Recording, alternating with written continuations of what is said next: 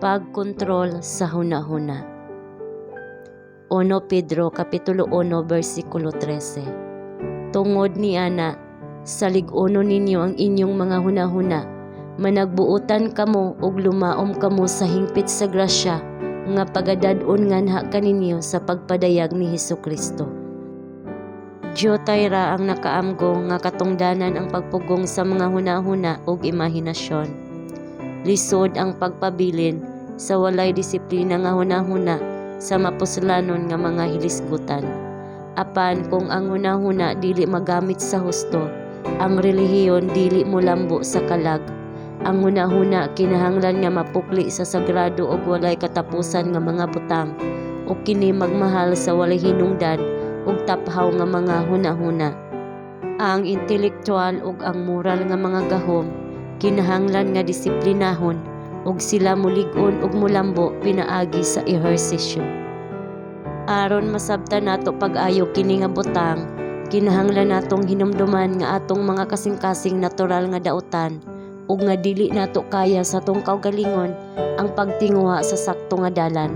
Pinaagi lamang sa grasya sa Dios, inubanan sa labing mainiton nga paningkamot sa atong bahin nga kita makaangkon sa kadaugan. Ang matag sayop nga kalagmitan mahimong pinaagi sa grasya ni Kristo, gipugngan dili sa usa ka luya, dili determinado nga paagi, kundili uban sa kalig-on sa katuyuan, uban sa taas nga determinasyon sa paghimo kang Kristo nga sumbanan. Himuang ang imong gugma mo gawas alang ni adtong mga butang nga gihigugma ni Jesus, ug pugngan gikan ni adtong mga butang nga dili makahatag og kusog sa husto nga mga tinguha, uban sa determinado nga kusog, tinguhaa sa pagkat-on ug sa pagpalambo sa kinaiya sa matag adlaw. Kinahanglan nga ikaw adunay kalig-on sa katuyuan sa pagdala sa imong kaugalingon sa kamot ug mahimong unsa ang imong nahibal-an nga ang Dios malipay nga makabaton kanimo.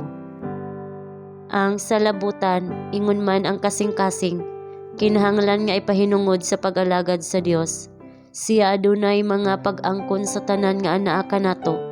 Ang sumusunod ni Kristo kinahanglan dili magpatuyang sa bisan unsa nga katagbawan o moapil sa bisan unsa nga buluhaton, bisan unsa pa ka inosente o dalaygon kini tan-awon.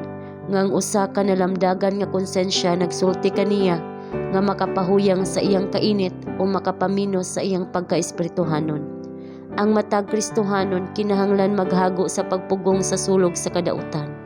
Og luwason ang atong kabatan-unan gikan sa mga impluwensya nga mobanlas kanila ngadto sa kalaglagan.